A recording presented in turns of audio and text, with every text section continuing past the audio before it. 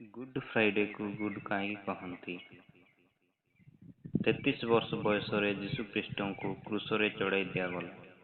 ଯୀଶୁ କ୍ରୁଶରେ ଥିବା ସମୟରେ କହିଥିଲେ, ସବୁ ସଫଳ ହେଲା ବା ସବୁ ସମ୍ପୂର୍ଣ୍ଣ ହେଲା। ଯେଉଁ ଦିନ କି ଯୀଶୁ କ୍ରୁଶରେ ଚଢ଼ାଇ ଦେଇଥିଲେ, ସେହି ଦିନକୁ ଗୁଡ୍ କାହିଁକି କହନ୍ତି? ଯଦି କାହାର ଘରେ ଗୋଟିଏ ଯୁବା ବ୍ୟକ୍ତିର ମୃତ୍ୟୁ ହୁଏ, ତେବେ ସେହି ଦିନକୁ ଲୋକେ ଗୁଡ୍ କହନ୍ତି ନାହିଁ। ଆଉ ଆଜି ଜାଣିବା ଗୁଡ୍ ଫ୍ରାଇଡେକୁ ଗୁଡ୍ କାହିଁକି କହନ୍ତି। ଭିଡ଼ିଓ ମଧ୍ୟକୁ ଯିବା ପୂର୍ବରୁ ପ୍ରତୀକ ଅଡି ୟୁଟ୍ୟୁବ୍ ଚ୍ୟାନେଲକୁ ସବସ୍କ୍ରାଇବ୍ କରନ୍ତୁ, ଲାଇକ୍ କରନ୍ତୁ। ଯୀଶୁଙ୍କର ମଜାକ କରି କୁହନ୍ତି, ଦେଖ ଯୀଶୁ ଯଦି ଈଶ୍ୱର, ତେବେ ସେ କ୍ରୁଶରୁ ଆଗ ସେ ନିଜକୁ ବଞ୍ଚାଇ ପାରିଲା ନାହିଁ। ଆଉ ଇଆଡ଼େ ଖ୍ରୀଷ୍ଟିଆନମାନେ କ୍ରୁଶକୁ ଚର୍ଚ୍ଚରେ ଘରେ କାହିଁକି ସଜାଇ ରଖନ୍ତି? ଯିଏ ନିଜକୁ କ୍ରୁଶରୁ ବଞ୍ଚାଇ ପାରିଲା ନାହିଁ, ସେ ଆମ୍ଭମାନଙ୍କୁ କିପରି ବଞ୍ଚାଇବ? ସେହି ବିଷୟକୁ ଖ୍ରୀଷ୍ଟିଆନମାନେ ନ ଲୁଚାଇ ପ୍ରଚାର କରି ବୁଲନ୍ତି। କ'ଣ ପାଇଁ?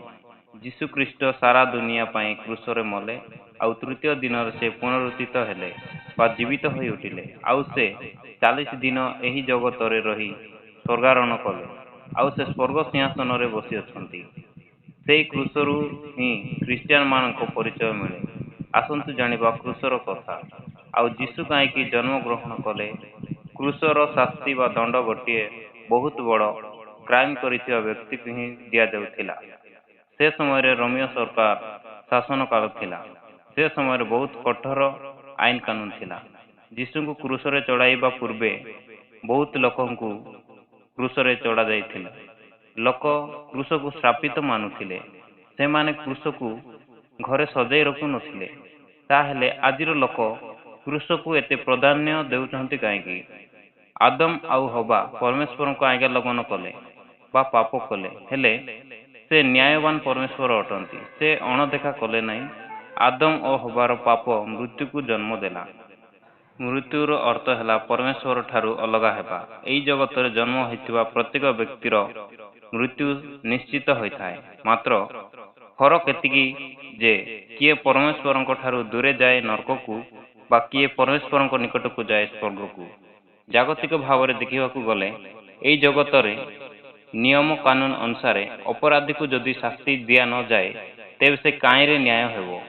ଯଦି ଏହି ଜଗତରେ ଅପରାଧୀକୁ ଶାସ୍ତି ଦିଆଯାଉଅଛି, ତେବେ ନ୍ୟାୟବାନ ପରମେଶ୍ୱର କ'ଣ ଆଦମ ଆଉ ହବାକୁ ଶାସ୍ତି ଦେଲେ ନାହିଁ? ସେ ଶାସ୍ତି ଦେଲେ ସେହି ଦିନଠାରୁ ପାପର କାର୍ଯ୍ୟ ଆରମ୍ଭ ହେଲା। ଆଉ ମନୁଷ୍ୟ ପାପରେ ପଡ଼ି ପରମେଶ୍ୱରଙ୍କ ଠାରୁ ଦୂରେଇ ଗଲା। ପରମେଶ୍ୱର ଆମକୁ ଏପରି ପ୍ରେମ କରନ୍ତି କି ସେ ଆମକୁ ପାପରୁ ରକ୍ଷା କରିବା ପାଇଁ ସେ ଗୋଟିଏ ନିରୀହ ପଶୁର ବଲି ଆବଶ୍ୟକ କଲେ। ଆଉ ଏହି ନିରୀହ ପଶୁର ବଲି ହେବା ଦ୍ୱାରା ମନୁଷ୍ୟର ପାପ କ୍ଷମା ହେଉଥିଲା।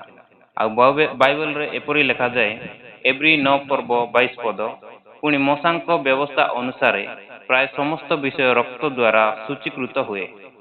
ମୋଶାଙ୍କ ବ୍ୟବସ୍ଥା ଅନୁସାରେ ପ୍ରାୟ ସମସ୍ତ ବିଷୟ ରକ୍ତ ଦ୍ୱାରା ଶୁଚୀକୃତ ହୁଏ। ଆଉ ରକ୍ତପାତ ବିନା ପାପ କ୍ଷମା ହୁଏ ନାହିଁ। ନିରୀହ ପଶୁର ବଲି ମାତ୍ର କିଛି ସମୟ ପାଇଁ ହେଉଥିଲା, କାରଣ ପାପର ସ୍ୱଭାବ ଥିବା ମଣିଷ ବାରମ୍ବାର ପାପ କ୍ଷମା ପାଇଲା ପରେ ମଧ୍ୟ ପାପ କରୁଥିଲେ। ଲୋକମାନେ ପାପର ଅଧୀନରେ ରହିଲେ। ସେଥିପାଇଁ ଲେଖାଯାଏ, ଜନ 19 ପର୍ବ 30 ପଦ, ସେଥିରେ ଯୀଶୁ ସେହି ଅମ୍ଳ ରସ ପାନ କରି କହିଲେ, ସମାପ୍ତ ହେଲା। ସେଥିରେ ଯୀଶୁ ସେହି ଅମ୍ଳ ରସ ପାନ କରି କହିଲେ, ସମାପ୍ତ ହେଲା। ଆଉ ସେ ମସ୍ତକ ଅବନତ କରି ପ୍ରାଣତ୍ୟାଗ କଲେ। ଯୀଶୁ କ୍ରୁଶରେ ଥିବା ସମୟରେ ଏପରି କହିଥିଲେ, ପିତା, ଏମାନେ କ'ଣ କରୁଅଛନ୍ତି ଜାଣିନାହାନ୍ତି, ଏମାନଙ୍କୁ କ୍ଷମା କର।